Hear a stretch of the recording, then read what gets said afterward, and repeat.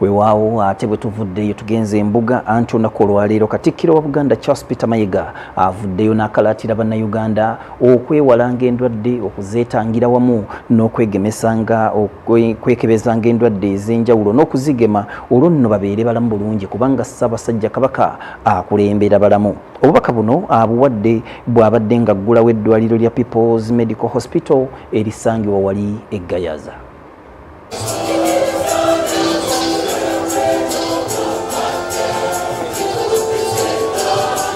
Wakati mu kutumbula ebyobulamu mu Buganda ne Uganda, Katikkiro wa Buganda Charles Peter Mayiga agguddewo eddwaliro lya People's Medical Hospital Gayaza eryabangibwawo atwala ebyobulamu mu ssaza lya Kyaddondo, Frank Ndoga ne mukyala we Karo.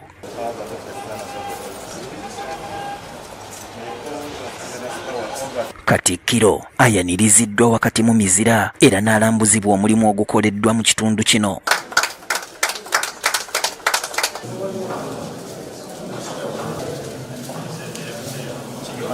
Ono asimbye omuti ogw'ekijjukizo era oluvannyuma ne yeetaba mu kitambiro kya mmisa.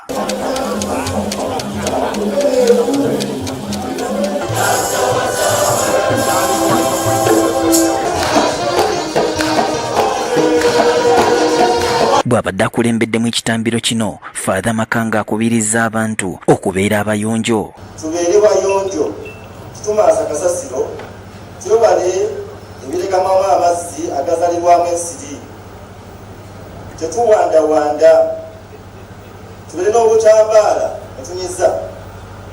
Bannanga mu kitundu kino obukyafu bulinga obukyafu, abamu balowooza nti okwambaza abaana pampa kya mulembe nnyo. Kituufu kya mulembe, naye okuzitusuuliranga buli wamu. Mu kwogerako eri abantu b'abeene, Katikkiro akubirizza abantu okulekerawo okweraliikiriranga era beekebezenga endwadde. Eraliikirira nnyo ne wekiteetaagisa. Father, ekigambo stress bakiyita okukabiribwa. Abantu babeerawo ne beeraliikirira buli kantu. Ky'otagenda kukyusa leka kukyeraliikirira. Teweeraliikirira ky'otasobola kukyusa. Ku ebyo by'osobola okukyusa naye weeraliikirira kino ne weeraliikirira kiri. Mu kukabiribwa mwe muva endwadde. Bwe muba muwakananga mubuuza Dr. Frank Nduga. Tetwekebeza ndwadde. Simanyi abali wano mu 2025 bameka abaagenda ne babakebera nga tebalina kibaluma. Endya ennungi y'ensibuko y'obulamu, kale ng'abantu balina okukomya okulya kampwerenda. Ate ne bye tuli oluusi tetugendera ku by'abasawo. Waliwo omusajja abeera ku TV okwo yagamba nze sirya munyeebwa. Saagala ebyo mbumumpa bino binankani nakati ennyama ndya kilo 2 olunaku. Temumulabanga kabyogera ebyo. Alya kilo 2 ez'ennyama olunaku. Taagala munyeebwa, saagala mujanjaalo. Omunyeebwa n'omujanjaalo we wali obulamu. Ennyama eyo eyitiridde mwe muli obutwa. Okukongojja omumbejja Nnamaalu ekiyitiridde, Kamalabyonna agamba nti si kya bugunjufu. Tunywa nnyo omwenge. Tunywa nnyo omwenge. Abantu bagamba nti Abakatoliki banywa nnyo omwenge. Si be bokka. Mu kisiibo ky'Abasiraamu omwenge gutundibwa gukendeera. Ekyo kitegeeza ki? Swahaba nimbye omwenge oguyitiridde, omwenge Omuganda agamba nti oguggwa teguba bunka. Lwaki onywa omwenge oguyitiridde gy'obeera onoogumala mu bita? Nywamu katono kana aka Pawulo akatereeza olubuto. Pawulo mumumanyi. Nywamu aka Pawulo ogende weebake n'enkyo ate bw'oyitiriza omwenge nkya kuba tekukuwoomera. Nywaku katonotono, munywa nnyo omwenge. Okwetangira endwadde nga siriimu nakyo akisimbyeko amannyo. Tetwetangira ndwadde. Siriimu akwata olaba ng'eriiso bwe riti.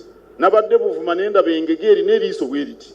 Siriimu akwata eriiso liringa engege z'ebuvuma. Waliwo akwatibwa siriimu nga yeebase. Abamu tebagemesa baana. Bangambye nti abaana banaagenda baagala baleme kuzaala. Abantu bano nga muzaala obwana.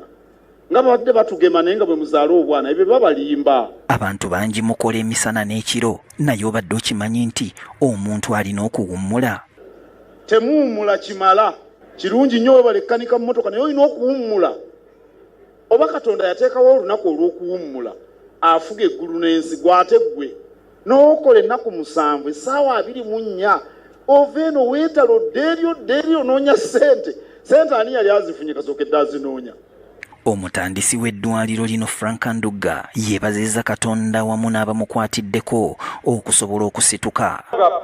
Medical Hospital yatandika n'endowooza entono ey'omuntu yenna aliwo anayinza okukoza nti ogenda kulabirira abantu 3-4 n'olwa emikago egy'enjawulo gyenziza entambula najjo tusobodde okutuuka wano we tuli. Era nja kusaba ebirabo bino so ekitiibwa ojja tuyambwa obibampeera abantu bano. Omubaka omukyalo wa disitulikiti ey'ewakiso Betty Ethel Naluyima wano wasinzidde n'asaba gavumenti okwongera ensimbi mu byobulamu kubanga nkwatiraako tebufuuka bumbowa. Nga bitundutundu 15 ku buli 100 birina ng'okubanga ebya bajeti y'eggwanga birina okugenda nga mu byobulamu naye tuuse tutya nti olunaku lwaleero olabira ddala nga tewali kubanga tuteeka mu nkola endagaano ya Abuja gye twateekako omukolo. Ekyo ng'okirese tunuulira amalwaliro ga gavumenti gonna buzibu ki obugalobera okubanga gafaananako ebintu ebirina okukozesebwa nga bino bye tulaba. Y'omubaka wa Kyaddondo East Muwadda Nkunyingi akalaatidde gavumenti okukwasizaako ku malwaliro ag'obwannannyini. Era twagala okujjukiza gavumenti eya wakati nti efume nnyo okulaba ng'ewagira amalwaliro nga gano ag'obwannannyini. Saavisi ezimu beeteefuteefu ziwa abantu ku bwereere naye oluusi ziba zeetaagamu obuyambi bwa gavumenti eya wakati.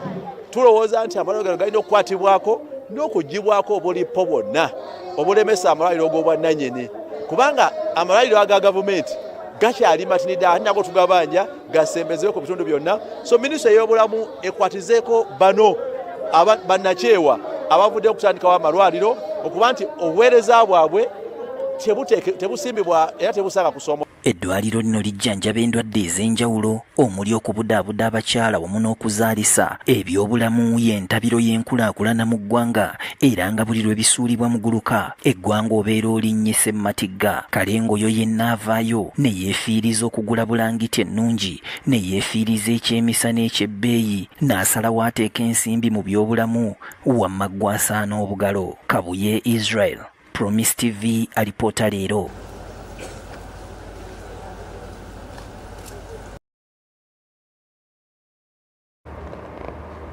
Nazzikuno gavumenti ye yayina ekkatala ery'okuteeka ssente mu buli kimu era nga wamma ggwe mu masomero mu malwaliro nga gavumenti eyina okuteekamu yokka wabula n'egenda ejja n'enkola eya liberalization business zonna ne kibeera nti n'omuntu ssekinnomu bw'oba ng'olina akasente osobola okuteekamu ku lw'enkulaakulana. Kakati nno gwe mwenna ayina akasente ng'osobola okusiga mu ddwaliro nga Dr. Ndugga ne mukyala we Karo bakoze naawe osobola okubeera ng'osiga kubanga lino eggwanga ffenna gwanga liyaffe ate era tuli baana bandeemu eya Nakalama. Eyo nga nkwongeddeyo ekitongole kya Kampala Capital City Authority kivuddeyo ne kikalambira ku nsonga ey'okugoba batembeeyi mu kibuga Kampala nti kagwa keketonye mulina okufuluma ekibuga era bwe batyo ne bagamba nti si baakuddiriza ku nnatti balina kwongera kumyumyula bumyumyuzi wano ne balabula ababoodaboda ne takisi nti babeere bulindaalo olw'ensonga nti be baddako akasengejja balina okukayitamu